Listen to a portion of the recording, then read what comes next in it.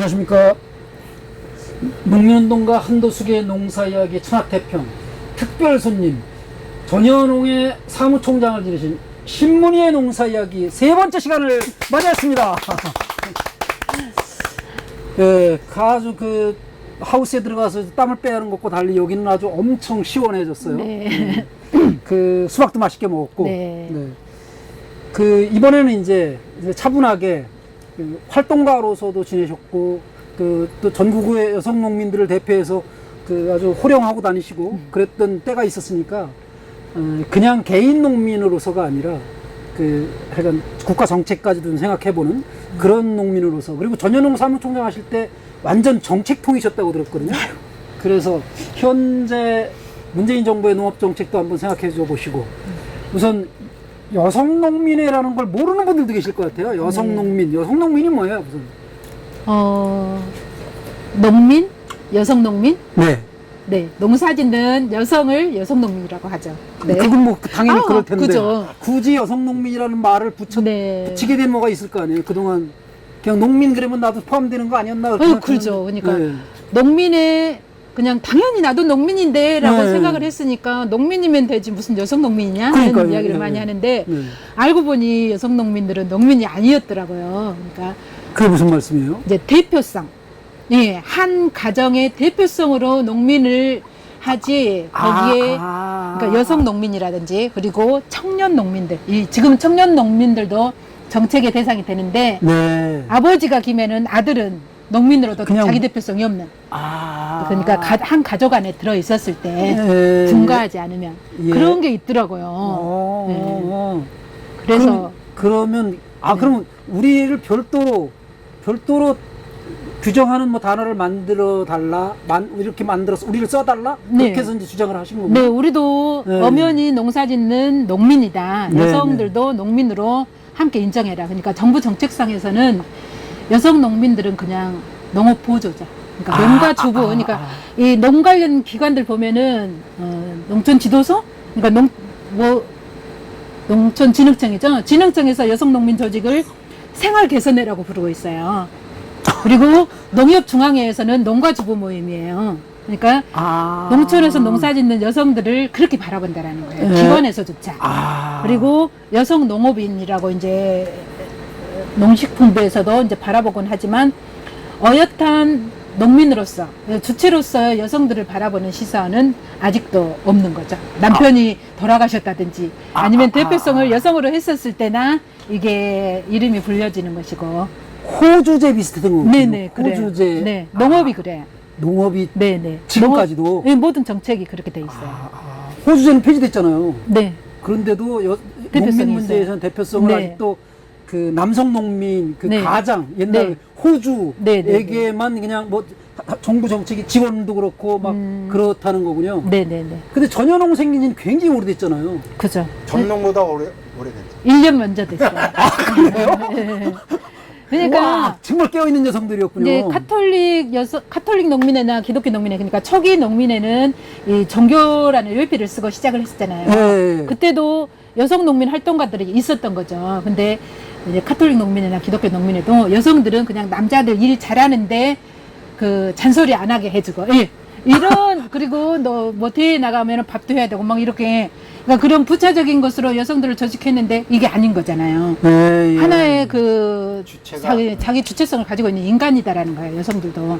그래서 우리는 이런 단체에서도 보조적인 역할을 하는 것이 아니라 우리 스스로 여성들도 똑같은 목소리를 낼 수 있다 하면서 동률이라고 그러죠. 네, 동률은 아니더라도 30% 정도까지 이렇게 할당 비슷하게 이렇게 자기 대표성들을 해주라고 했는데, 그 농민 그 운동 조직에서도 이런 부분들이 얼마나 생소했겠어요, 실은. 그리고 여성들, 그러니까 시골은 관계가 다 있잖아요.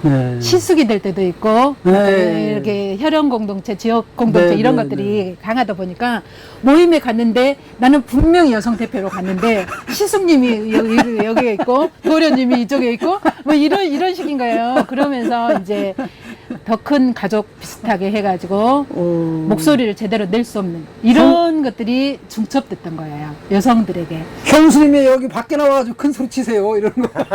그렇죠. 그게 그런 이야기는 하지 않더라도 거기에서 자기 대표성을 가지고 네. 이야기하는 것이 좀 개발하자 보였지. 네네네. 남자들한테. 네. 정말 힘드셨겠네요. 네. 그래서 그리고 그런 여자들을 센 여자라고 그랬지. 맞아요. 그러니까 그리고 회의 끝나고 나서 대부분 뒤풀이 술 문화가 있는 거잖아요. 네, 네. 네. 근데 또 회의가 술자리에서 바뀌어지는 경우들도 그렇죠. 있어요. 그 결정된 거 다 뒤집기도 네, 하고 결정된 그래서. 것이. 근데 네. 회의에서 분명히 이렇게 했는데 결정된 것이 어느 날 집행될 때 보니까 네. 다른 방식으로. 근데 이렇게 이게 반복되면서 네. 이제 여성들도 자기 조직을 가져야 된다. 네. 우리도 우리의 목소리를 내자 하면서 실은 이제 전농에 그 여성들의 목소리가 제대로 하기 위해서 먼저 출범을 했었던 이런 과정이 있는데 그게 아직도 좀 봉헌성이 강한 거잖아요. 운동조직에서도. 네. 이렇게 안 되면서 30년째 이렇게 따로 이렇게 하고 있는 그런 과정이 아니, 있어요. 보통 저 이제 착각하고 있었던 게 그냥 당연히 전농에서 여성조직. 우리나라 정부에서 여가부 이런 거 두듯이 여성분과. 그냥 예, 총학생회, 총류학생회 그 총류학생회가 먼저 생긴 대학이 없을 것 같거든요. 근데 어떻게 농민회 전농보다도 먼저 생겼다는 거 정말 그러니까 놀랐어요. 이제 전농을 통해서 네. 이제 똑같은 뭐 선거권, 피선거권을 갖고 동등하게 이렇게 하면은 예를 들어서 여성 중에서도 전농 의장이 나올 수 있는 거잖아요. 그렇죠. 근데 그런 게 용납이 잘 안 되는 애초부터 거지. 그 대표성을 만약에 남성으로 주는 것이 여성이 좀- 나갔다 그러면 회원이 여성보다 남성이 많을 때 그때 남성지 그때. 이제 그런 기세. 그래서 여성은 늘 부자가 붙는 거야.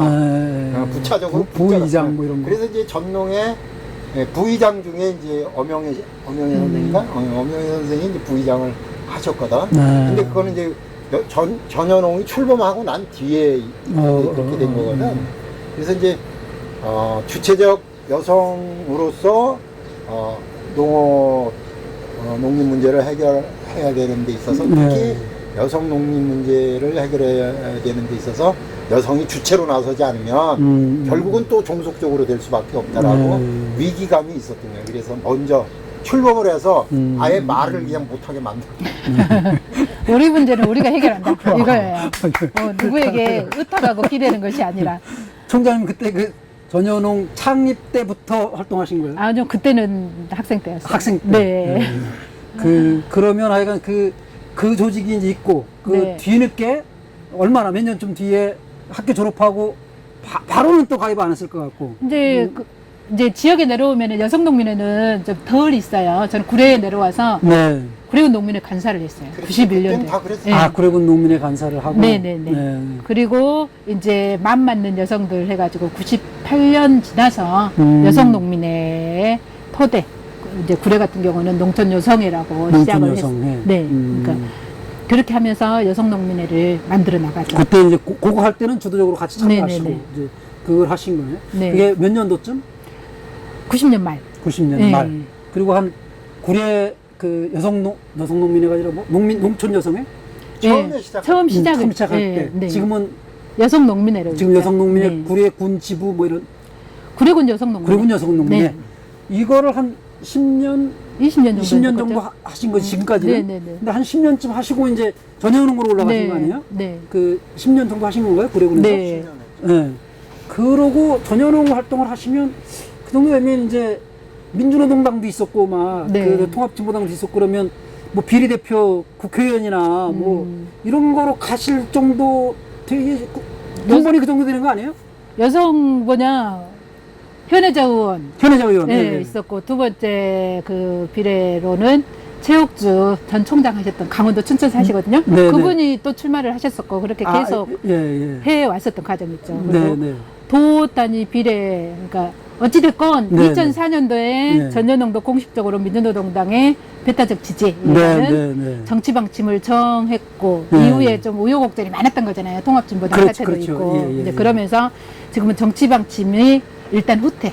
예, 예, 이런 상황에서 비례대표를 공식적으로 예, 내고 그렇게 하고 있기까지 못하죠. 전용은 네. 이제 어찌됐건 예. 꾸역꾸역 지키고 있는 거잖아요. 네, 네, 네. 근데 전현웅은 그런 좀 아픈 과정이 있었어요. 네. 네. 내년이 내년 총선. 내년 아니, 총선이나 지방선거예요. 네, 네. 대선과 지방. 꽤 오래 하셨잖아요. 그러면 지역에서도 그냥 이제 비례대표는 거의 끝난 것 같지만 유능한 사람들 되게 많아요. 네. 그 네. 군에도 그렇게 많을까요, 설마? 그래도 여기 많아요. 출마 한 번 하지 않았어요? 저 2번 출마했어요. 두 번. 아, 네. 그래요? 내년에 또 좀. 아니, 남편이 출마할 거예요. 아, 남편이 출마하셔요? 오. 네. 제가 포기했어요. 아, 그래요? 그 후보 단일화 이러셨 네, 후보 단일화 했어요. 집안에서. 네. 예, 예. 이게 바로 거기서 밀리는 거야. 여성이라는 이유로. 혈연 지연 그걸 학연이 해야 없어요. 되니까. 그런 그러네. 측면이 네. 있어요. 그냥 지역구에서 하려면 또 토백이가 출신인들이 유리하죠. 네. 그죠? 혈연지연 학연이 그 예, 지역 예. 선거에 굉장히 크더라고요. 하여간 뭐 뭐- 도시 지역은 그게 좀 더 그러는데. 네. 열지. 네. 네. 그렇게 안 하고도 당선되는 사람도 있긴 있는데 네. 그때 능력이 부족해서. 그래도 부군께서는 뭐 네. 전농의 무슨 의장이나 사무총장이나 여기까지 올라가셨잖아요? 어떤가요? 그리고 농민회장도 하셨고 도연맹 의장. 그러니까 급이 도연맹급이잖아. 저는 도연맹 의장 총장이니까. 네. 바깥 활동들을 처당을 한 거지. 처당. 그렇죠. 바깥 활동들을 하게 네. 밀어줬던 거죠. 아, 예. 예. 걱정 없이 할 수 있게. 네, 네.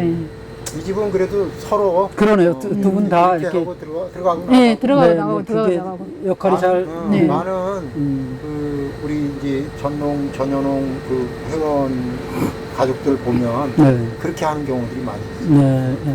한쪽이 나가면 또 한쪽이 안에 있고 또 나가게 네. 하고 또 밑에 들어오고 그렇게 하는 친구들이 많이 있고. 네. 그렇죠. 농사는 누군가는 지어야 됩니다. 누군가 줘야 되고. 네. 그렇죠. 그 농사 지시는 얘기.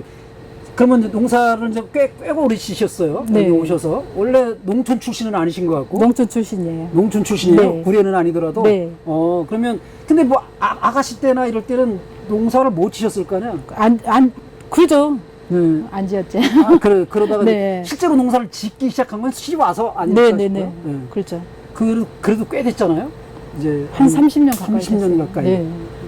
그렇게 해보니까, 그때 그 여성 농민의 만들기 전부터, 여성 처음에 농사 지을 때부터 지금까지 여성 농민들이 느끼는 농업 정책, 이게 어느 정도 바뀌어 왔는지, 아직도 부족한 게 뭐가 있는지 이런 거 한번 듣고 싶어요. 네. 그때 초창기에 느낄 때와. 그 초창기에 느낄 때, 그러니까 처음에 제가 이제 전현동에서 학교급식 있잖아요. 그때도 학교급식. 학교급식 있었어요? 아니 그때 그러니까 이제 이제 학교 정책을 이제 만드는 때. 무상급식이 아니라 아. 쌀 전량수배 그리고 전량수매. 전량수매하고 그 전량수매한 걸로 아이들 밥을 줘라. 아. 급식을 해라. 그러니까 우리 어렸을 때 고등학교 다닐 때까지 도시락 싸갖고 다녔잖아요. 네네네. 그리고 우리 대학교 때 그러니까 이 학교에서 급식이라는 개념이 도입된 것이 90년 중반 이후다라는 거예요. 근데 그 요구를 전현동에서 처음으로 했던 거예요. 여성들이 그러니까 이게 농업노동뿐만이 아니라 가사노동 이런 부분들도 전담해 왔었던 이런 것들이 도시락 있으니까 싸는 거가 엄청난 그렇죠. 고등학교 가면은 애들 도시락 뭐 2개, 3개씩 예, 싸줘야 예, 되는 거잖아요. 예, 예. 아침에 일 나가면서 새벽에 나가서 애들 아, 다 도시락을 싸주는데 네, 네. 그 노동을 국가가 사회화시켜라 하는 그런 와. 것들을 시작을 했던 거죠. 굉장히 멋지죠. 그 몇 년이에요, 그게? 그게 92년, 93년도 그거예요. 저는 민주당이 그 처음에 한 줄 알았어요. 그거는 무상급식 이야기고 그러니까. 친환경 무상급식이고 예, 예. 친환경 무상급식 이전에는 실은 급식을 하고 있었던 거잖아요. 네, 근데 뭘로 예, 애들 예. 밥을 해줬는지는 모르는 거잖아요. 네, 네, 네. 우리가. 아. 예. 근데 이왕이면 아이들 먹는 밥 친환경으로 무상으로 해라는 것이 민주노동당의 요구였고 예, 그 전에는 예. 쌀을 이제 전량수매해서. 예, 이제 옛날에는 다 수매를 했었는데 어느 순간부터 수매를 안 했던 거잖아요. 93년 이후에 안 했었던가요? 수매제가 언제 폐지됐나? 완전 폐지된 거는 저기지. 90년 초죠. 좀 빠르죠. 그래도 아니야. 우루과이 라운드 무렵 아닌가? 네. 그때 다 수매했지. 음. 그때 수매하고 네. 노무현 정부 그때 들어서면서 이제 근데 전량 수매는 아니었잖아요. 전량 수매는 아니지. 그렇죠. 전량수매를 요구할 때는 수매는 받아들이긴 하면서 그 양이 적었다는 그렇죠. 얘기잖아요. 양이 가장 적었죠. 많이 그게 이제 네. 비축미 정도를 네. 수매를 하는 거지. 그렇게 수매를 적게 했던 이유는 외국에서 수입해 들여올 생각을 했던 거예요, 정부에서? 그렇지. 그렇죠. 쌀값을 떨어뜨리려고 아, 하는. 그럼 뭐 우루과이 라운드 막 이때쯤이었네요. 그 무렵이었던 것 같아요. 네. 전량 수매를 안 했던 것이. 네, 네, 네. 그러니까 옛날에는 뭐 진짜 어디 창고에 숨겨놓은 것까지 다 수매해 갔으면서 어느 순간부터 예, 예. 일정 물량만 수매하고 다 아. 시중에 푸니까 쌀값이 떨어지게 하는 예, 그런 예. 요인이었던 거잖아요. 전량 수매를 한 거는 이제 식량이 절대적으로 모자랐던 네. 시기. 그다음에 이제 쌀이 수입되기 시작하면서부터 전량 수매가 안 됐죠. 네. 그래서 약간 그때 그 90년대 초반 이때쯤에 이제 전량 수매를 해서 학교 급식을 좀 급식이나 군대 급식, 군대 급식이나 이런 걸 해봐라. 공공에서 우리 쌀을 쓰라, 써라. 예, 예. 이런 요구들을 했었던 거죠. 예, 예. 예, 그래서 그게 그 초창기는 그랬고 네. 지금은 그게 그래서 어느 이제- 정도 받아들여진 거예요, 이제? 이제 지금은 어찌됐건 이제 그러면서 급식이란 아니 이제 받아들인 것보다 네. 급식이라는 것이 일상화된 일상화된 예, 일상화된 예, 예. 이제 정책이 되는 것이었고 그렇게 요구를 안 하도 누군가 그렇죠. 이제 아니, 정부- 네. 요구를 했으니까 그게 예. 가능했죠. 그러니까 그렇죠.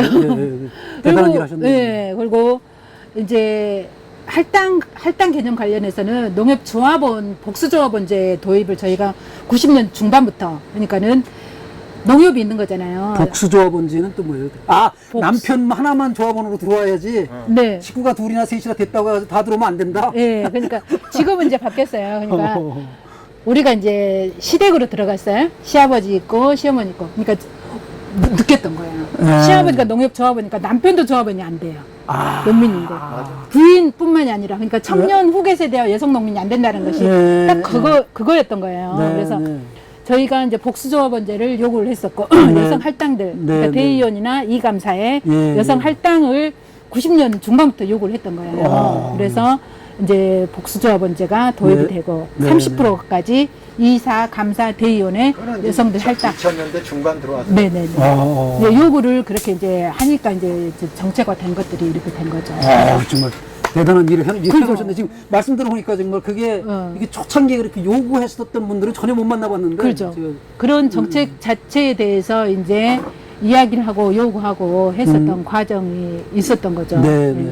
그리고 지금은 이제 농가 경영체 등록을 하면서 이게 여성들을 공동 경영인으로 이렇게 체크하는 이런 게 이제 이런 것까지 왔거든요. 근데 네, 네. 체크하기 전까지는 경영주가 동의를 해야지만 공동 경영인으로 되는, 안 그러면은 농가 경영체, 그러니까 지금 농민들을 그 정리하는데 농가 경영체 등록으로 그러면 기업이 되는 거죠.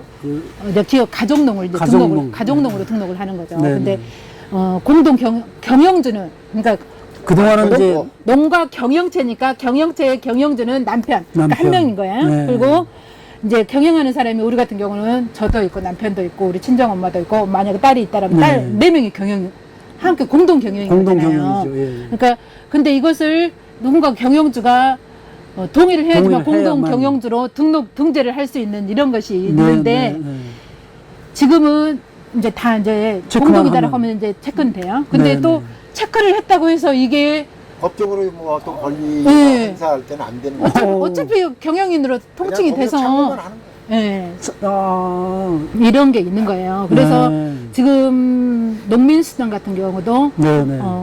어느 지역은 농민수당으로 각각 농민으로 풀리는 데가 있지만 전남 같은 경우는 아직도 농가수당. 예, 농가수당인 네. 거잖아요. 근데 네, 네.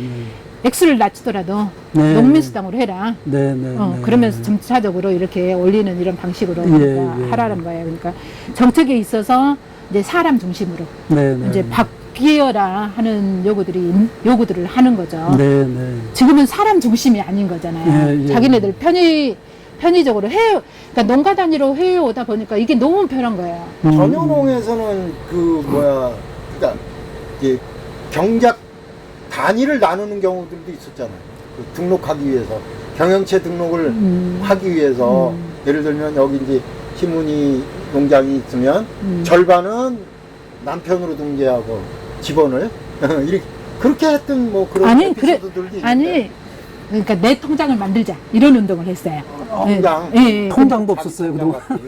그러니까 이게 좋은 물건 남편 이름으로 하고 짜치 같은 것은 각시 이름으로 이렇게 내고 이런 그러니까 통장 거래를 무슨 하는 일이 아닌데 이게 지금. 예, 통장 거래가 거의 남편 중심으로 그렇지. 되고 아. 여성들 통장들이 거의 없더라고요. 네. 근데 농민들로 인정받는 세 가지가 있어요. 그러니까는 300평 이상 농사를 네, 짓든지 이게 임대든 자경이든 네. 그리고 90일 이상 종사 그리고 100만 원 이상 그 수입. 농산물 판매 수익이 있어야 네, 되는 건데 네, 네. 이것을 충족 못하는 농민들이 부지기 쓴 거예요. 예. 그래서 우리가 내 통장으로 100만 원 정도 거래된가 보죠. 근데 100만 장에서 진짜 하루에 10,000원어치씩만 팔아도 360만 원인 거잖아요. 그래서 그런 것도 해보고 내 명의의 그 농지라든지 이런 것도 한번 가져보자 이런 운동들을 했는데 어찌됐건 지금 경영체 상으로는 그래 봤자 이제 통칭해서 되니까 그래서 이제 편법으로 아예 이렇게 농약 경영체를 분리를 해보려고 했더니 등본상 분리되지 않으면은 경영체가 분리되지 않아요. 뭐가? 주민등록 등본. 주민등록 등본상 그러니까 분리- 별거를 하거나 네. 이혼을 하거나 아, 그래? 네, 집이 따로 있든지 뭐 그러니까 같은 집원이더라도 이거 등본을 분리를 하려면은 출입문이 다르다든지 세대주를 따로 내야 된다. 네, 세대주를 분리를 해야지만 이게 가능한 거예요. 그래서 이게 실효성이 그런 없는 문제가 거죠. 있구나. 뭐 네. 무이장 이혼을 부추기는 거야 뭐야? 아니 그렇게 그러니까는 뭐라고 한가요? 안 좋은 네, 것으로 네. 좀 분리하려고 하는 이런 것들이 있다 보니까 좀 굉장히 강화돼가지고 그렇더라고요. 호주제가 어쨌든 아직 여긴 살아있는 거네 현실적으로 막 그랬던 거네요. 네네네. 농가 대표가 있어요. 네. 그러면 이제 그 정부마다 좀 그 정책, 농업 정책이 좀 바뀌어가는 과정도 피부로 느끼셨을 거 아니에요? 네. 대표적으로 다 큼직한 덩어리만 그냥 하나하나 세부적으로 들어가기 좀 그 그렇고. 김영삼 정부에는 농발대로 119조 풀었댔죠? 농발대가 아니, 뭐야? 농발대. 농어촌 발전 노무현- 종합대책. 노무현 정부에서 119조 원이고 그 전에 몇 김대중 정부에서 45조 원이고 김영삼 정부에서 42조 원 플러스 52조 원. 네. 그 52조 원이 농특세야. 예. 아니 어찌됐건 네. 이 김영삼 정부 시절에 연대 보증으로 엄청나게 농민들에게 빚을 많이 100억이 풀린 거야. 100억. 예, 그렇게 풀린 거예요. 그래서 100조 원이 풀린 거야. 100조 원. 네, 그러면서 이게 IMF를 딱 맞이하면서 연대 보증이 연쇄 부동 이렇게 돼버린 거예요. 그러니까 한 사람이 무너지면 한 동네가 다 무너져 버리는 거예요. 그러니까 네. 농협에서 돈을 빌려줄 때는 담보를 체결을 하고 빌려주는데 네. 그때는 막 돈이 막 쏟아져 내려오니까 어깨 담보를 보증. 할 건이 없어. 다 이제 이미 담보 다 들어가 버린 거야. 그러니까 연대 서로 보증을 이제 쓰고. 연대 보증을 해라. 사람을. 어깨 보증이라 그랬더니 맞보증 쓰고. 맞보증이지. 예. 근데 한 사람이 무너지면은 한 무너져. 동네가 무너져 버리는 거예요. 와. 그러니까 그게 가장 각인되는 농업 정책 중에 하나예요. 아. 그래서 이걸 해결하기 위해서 김대중 정부가 농가부채 해결 방안으로 이렇게 뭘 했는가요? 뭐라고? 부채 탕감 예, 부채 탕감 정책. 탕감은 아니었지만 탕감이 아니고 우리 그래- 탕감을 이제 요구했고. 예, 감면? 신용보증으로 다 했. 부채 감면 감면 뭐 이런 거 네. 해주고. 그러니까 어깨 보증, 연대 보증을 해소하고 보증- 신용 보증으로 그거 나 바꿨던 거죠. 지금도 갖고 있어. 그렇죠. 보증제도 없애는 거. 예, 연대 보증제도 없애는 거뭐 그죠. 연대 보증 지금도 있긴 있는데 연대 보증을 신용 보증으로, 신용보증으로 바뀌는 예, 거. 농신보로 전환을 아. 시켜줬던. 농업 신용보증기금. 보증기금이 있는데 예. 그 기금으로 보증을 서주고. 보증을 해주는. 네, 근데 이렇게 걔네들도 이 사람이 땅이 있어야 해주지. 땅 없으면 그땅못 가. 그러니까 그 과정에서 어찌됐건 농민들이 빚에 허덕이면서 예. 농촌을 떠난 케이스들이 죽고. 굉장히 많아요. 많이 예. 죽고, 근데. 연쇄 부도가 굉장한 사회 문제, 그리고 자살하는 케이스가 심 총장님은 엄청 많아요. 개인적으로 그때 역시 부채를 이렇게 좀 그렇죠. 그때 부채 예를 들자면 저희가 여기가 96년도에 들어왔어요. 여기 네. 96년도에 딱 IMF IMF 직전이잖아요. 직전이네요. 예. IMF 때 이제 국화농사를 지었어요. 딱 IMF. 근데 예를 들자면은 기름값이 2배로 튀었어요. 환율도 막. 예, 환율을 하면. 그리고 농약값 보면 모든 것이 2배로 튀더니 네. 꽃값이 딱 절반으로 떨어졌어요. 그러니까 1년 농사를 지어가지고 딱 1억이 빚을 져요. 와. 예, 첫 시작해. 그러니까 이러면서 네, 농민들이 헤어날 수 없는 부채에 가버렸다는 거예요. 네. 시설 짓는 거에서부터 시작을 해가지고. 그래서 네.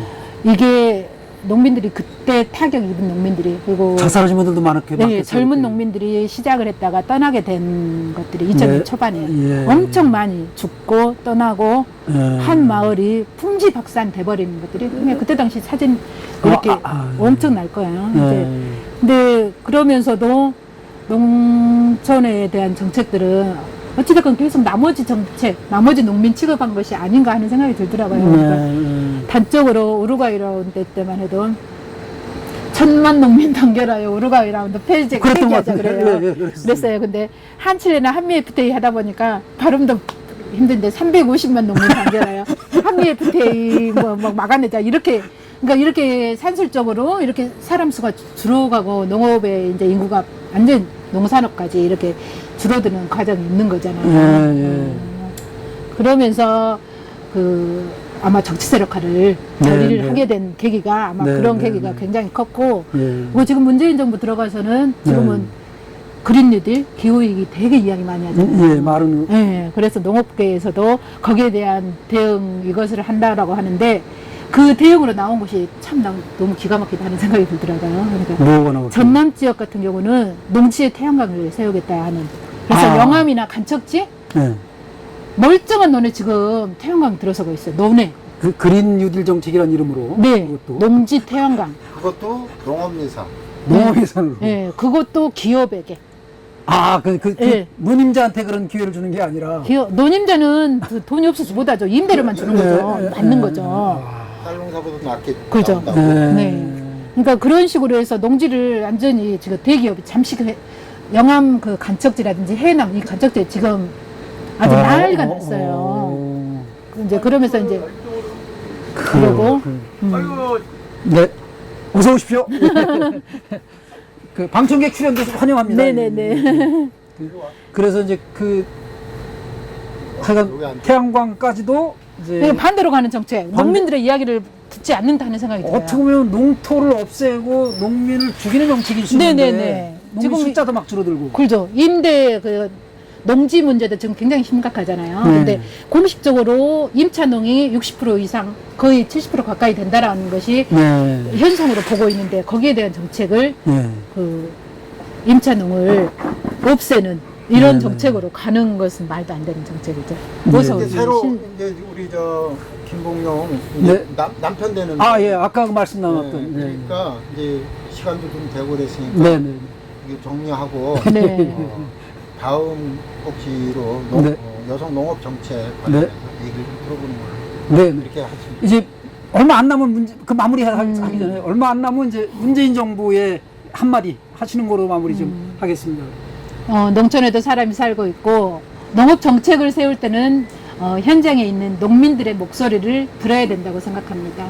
그냥 이 시원한 그늘에서 고민하는 그런 사람들 목소리가 아니라 정말 등줄기에 땀을 퍽퍽 흘러내면서 이 시간에도 고추를 따고 있을 농민들의 목소리, 현장의 목소리를 듣고 농업 정책을 세우고 정말 농민들이 천하의 근본이라는 그리고 기후위기 시대에 식량위기를 대비하는 진짜 가장 기본적인 것을 생각을 하더라도 농촌을 살리고 농민을 살리고 그리고 여성 농민도 현장에서 살고 있다는 것에 대해서 명심하시고 정책을 제대로 추진할 것을 정말 부탁드립니다. 우리 이제 몇 개월 안 남았어. 몇 개월 안 남았는데. 그러게요. 임기 말이에요. 기대도 안 해요. 그래도 기대해 주셔야지. 기대를 할까요? 한도숙 의장님이 그동안 뭐 굉장한 줄 알았는데 농업 정책이나 이런 쪽에 아주 그냥 그 독보적인 존재인 줄 알았는데 한도숙 의장님 말을 안 들어요, 시청자분들이. 그래서 우리 신문희 총장님한테 부탁을 할게요. 한도숙의 농사얘기 천하태평 꼭 구독해. 안 하면 죽여. 이런 거 한마디 좀 해주세요. 그래야 구독과 좋아요, 알람 설정. 안 하면 죽일게요. 어때요? 구독과 좋아요 하더만 이렇게. 자, 우리 농민운동가 한도숙의 농사에게 천하태평의 특별 출연편 신문희 총장님 편이었습니다. 시청자분들께 감사드립니다. 고맙습니다.